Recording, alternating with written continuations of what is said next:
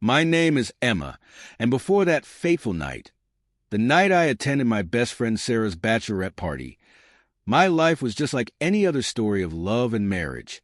I had no idea that the events of that evening would shatter my world, upend my marriage, and force me to confront a painful reality that would forever change my path in life. The invitation arrived in a stunning, glittering envelope, adorned with whimsical typography and a touch of sparkle. It read, "Join us for a night of entertainment and celebration in honor of Sarah's final evening as a single woman. As her best friend and maid of honor, I was entrusted with planning the event. The pressure was on to make it special and give Sarah the perfect send-off into married life.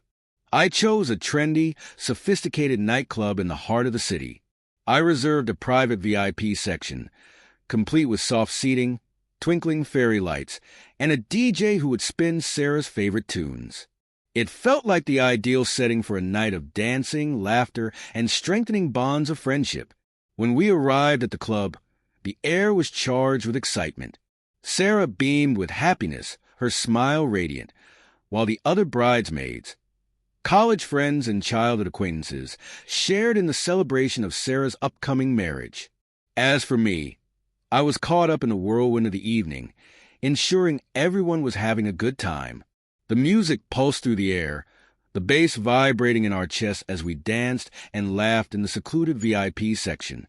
The night seemed perfect, but little did I know, a storm was quietly brewing, one that would soon engulf my once secure world. In the midst of the festivities, Sarah suggested a game that would unravel the tangled threads of my life. We gathered in a circle and passed around a deck of cards, each holding a truth or dare. When the cards came to me, I drew a truth. At that moment, it seemed all in good fun. What's your biggest, darkest secret you've been hiding from your spouse? Sarah's mischievous smile lingered, and despite her ignorance of the bomb she had just dropped, I felt the weight of her question settle over me. I looked around the room, searching for an escape, but the faces of the women watching me seemed like a sea of judgment. My heart pounded in my chest, each beat building a crushing expectation. The room grew eerily silent, the reality of the moment like a stone pressing down on my conscience. I swallowed hard, trying to steady myself, but my hands trembled as I passed the cards to the next person. "I can't do this," I whispered, but the pressure of the group urged me to open up, to share the deepest, darkest part of my soul. The tension in the air was palpable. I took a deep breath, bracing myself before the words spilled out. "I've been having an affair." The room seemed to freeze. My confession hung in the air, and gasps echoed around the circle. The faces of my friends twisted in shock, their eyes wide with disbelief. Sarah's smile evaporated, replaced by an expression of profound hurt and disappointment. She barely managed a whispered "what" over the pounding music. "I'm so sorry," I murmured, my voice breaking as tears welled up in my eyes. I didn't want any of this to happen. The truth poured out of me like poison, leaving a heavy, suffocating feeling of betrayal in the room. The space that had once been filled with laughter and celebration now felt like a tight cage of regret and shame. One single admission had unraveled everything. There was no turning back. Sarah looked at me with confusion and pain in her eyes, her expression shattered. The joy of the evening had been eclipsed by the weight of my confession. Hanging over us all like a dark cloud, the other women exchanged nervous glances, unsure how to react to the revelation I had just made. The thumping beat of the DJ's music filled the club, a cruel soundtrack to the mix of emotions swirling in the room. I felt the weight of my actions pressing down on me, standing there with the truth now exposed.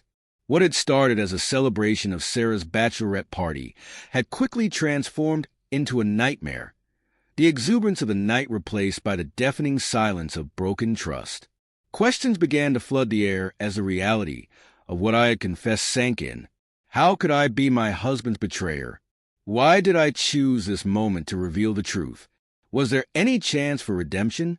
I stumbled out of the VIP section, the accusing stares of my friends following me. Each step grew heavier as I crossed the packed dance floor, the bass of the song pulsing through my body. I needed space, enough room to breathe and process the enormity of what I had just done. When I reached the balcony, the chilly night air hit me like a slap, and the city lights below shimmered like a distant dream. The weight of my actions threatened to drag me down into the abyss below. I leaned against the railing, trying to collect my thoughts, when I heard a voice cut through the silence. "Emma, what just happened?" It was Sarah, her eyes red-rimmed, a mixture of despair and rage in her gaze. "I'm not sure," I muttered, struggling to be heard over the distant music. None of this was planned. It just happened. Tears streamed down Sarah's cheek as she shook her head. "Emma, you wrecked her bachelorette party. How could you treat us like this?" Sarah's voice cut through the chaos, and I answered in a whisper. "I ruined everything." The pit in my stomach grew heavier with shame as the weight of my actions settled in. I had destroyed my marriage, our friendship, and everything else I had once held dear. The truth hung in the air like a storm cloud, threatening to burst forth and drown me in its aftermath. As the evening wore on, the bachelorette celebration fell apart in chaos. What had once been a vibrant, joyous party was now a solemn gathering, filled with murmurs of disbelief and condemnation where laughter had once been. I tried to salvage the night, but the damage was too great. The party disbanded, and the weight of my admission was clear, leaving me alone amid the wreckage of my own making. Sarah, my closest friend, was confused and deeply disappointed by what had unfolded. She couldn't process it, and neither could I. As the news spread, the bridesmaids split into two groups, those who tried to console me and those who mocked me. It felt like I was trapped in a cage of guilt and judgment. The club, once a place of joy, now seemed foreign and cold. I stumbled out into the chill of the night, my tears blurring my view of the city around me. My husband, Jack, who had no idea the storm was coming, called and texted, but I couldn't bring myself to answer. The humiliation and remorse gnawed at me from the inside. The city lights mirrored the disarray in my mind as I aimlessly wandered the streets, haunted by the aftermath of my confession. I kept seeing the same image over and over in my head, wondering how I had let things spiral so far. The numbness inside me was colder than the wind that cut into my skin, whipping through my hair. As the night wore on, I found myself standing in front of Sarah's door. She was the one person who seemed to truly grasp the depth of my hopelessness. Sarah. Confused and empathetic, she didn't recoil, despite the grief my confession had caused her. As I stepped into her flat, the weight of my words still hung in the air, heavy and suffocating. We sat in silence for what felt like hours, the room filled only with the quiet hum of our thoughts. Finally, Sarah spoke, her voice a mixture of sadness and anger. "Emma, how could you do this? How could you be so unfaithful to Jack?" I was at a loss for words. The series of choices that had led me down this dangerous path were beyond my ability to explain. With all the damage I had caused, all I could do was cry, begging for forgiveness, though the words felt empty, insincere. As the first light of morning began to break, I realized the full gravity of what I had done. I had shattered the trust of my closest friend, ruined my marriage, and betrayed the man I loved. The city, calm and peaceful as the day began, seemed to mock me, bathed in the soft hues of dawn. Torn between anger and loyalty, Sarah urged me to tell Jack the truth.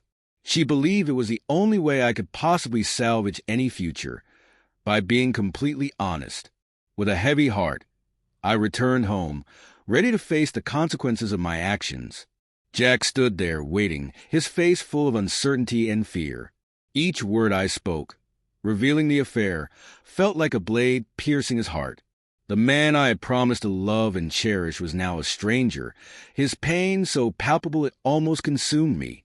The days that followed were a blur, full of betrayal, despair, and anger.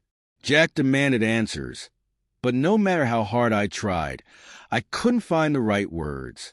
He packed his things and left, leaving me alone in the wreckage of my life. In the aftermath, I turned to counseling, hoping to make sense of the complex web of decisions I had tangled myself in. The therapist's office became my refuge, a place where I could confront the demons that had misled me. I spent countless hours delving into the source of my unhappiness, examining the widening gaps in my marriage that had grown so vast they seemed unbridgeable. Through emotional sessions of self-reflection, I came to a startling realization. The affair was not merely an escape from my marital problems, but a symptom of something deeper.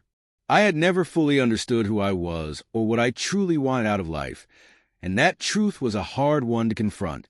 Days stretched into weeks and weeks into months as I tried to cope with the fallout from my broken marriage. Friends turned away, unable to reconcile the person they once knew with the person I had become. The loneliness that enveloped me was suffocating, a constant, unrelenting reminder of the damage I had caused to my world. One evening, as I sat alone in the darkness of my apartment, there was a knock on the door. When I opened it, I found Jack standing there, weariness etched across his face. His expression was one of dejection and pain, and I braced myself for the final blow. With surprising calmness, he spoke, though I could sense the fury beneath his words. After some reflection, Emma, I've come to the conclusion that both of us played a part in what happened. While I don't condone your actions, I'm open to the idea of rebuilding trust. For the first time in what felt like forever, I felt a flicker of hope, a fragile, trembling flame. Jack's words offered a glimmer of possibility, a chance to start piecing together the broken fragments of our shared life. With the guidance of a therapist, we began the difficult journey of rebuilding trust and rediscovering love. It was a turbulent path, but it was the only one that held the possibility of healing. We began the healing process hesitantly, each step uncertain. There were tears, disagreements, and moments of deep despair throughout the long and difficult journey. But as we navigated the rocky road, we discovered something new about ourselves and each other. We confronted the unspoken needs, the communication failures, and the underlying concerns that had been simmering beneath the surface for far too long. Together, we faced the demons that had haunted our marriage, and though the path to redemption was not a straight one, we found the strength to push forward. With every setback, we picked ourselves up, determined to rebuild a future from the ashes of our past. Slowly, clumsily, the love that had once seemed irreparably broken began to heal. I committed myself to becoming a better person, fully accepting the consequences of my actions. During our struggles, I ended my relationship with the person I had deceived Jack for, understanding that true healing could only begin with a fresh start and a commitment to genuine growth. The solitude that came with this transformation became a crucible for introspection, a necessary journey towards self-realization and self-love. Jack and I weathered the storm together, our bond growing stronger, wiser, and more resilient with each passing season. As time went on, the wounds gradually began to heal, though the echoes of that fateful night remained. It served as a constant reminder of the destructiveness of secrets, yet also of the strength of the human spirit and the power of redemption, even in the darkest moments. Out of the ashes of despair, we built a new foundation, one rooted in openness, communication, and a steadfast commitment to growth. Our bachelorette party story became an indelible part of our shared history, a shaping moment in our love story, etched in the shadows of the past. The scars of betrayal were not just symbols of pain, but of resilience, a reminder that atonement was possible, even under the worst of circumstances. As the years passed, Jack and I continued to rebuild, knowing that we had faced the worst and emerged stronger for it. I learned to appreciate the fragility of love as Jack, and I navigated the complex challenges of marriage. While the pain of the past continued to haunt us, it also became a guiding light, pushing us toward a future where our relationship would be rooted in vulnerability and honesty. I often reflected on the path that had brought me to this point, as the sun dipped below the horizon, casting its glow over the city that had witnessed my life unravel.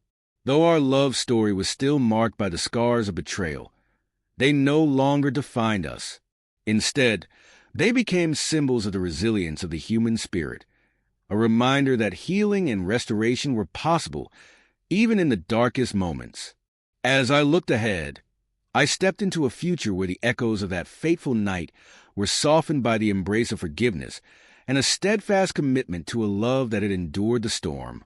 My heart was heavy with the weight of the past, but my eyes were filled with hope, gazing at the promise of a new dawn.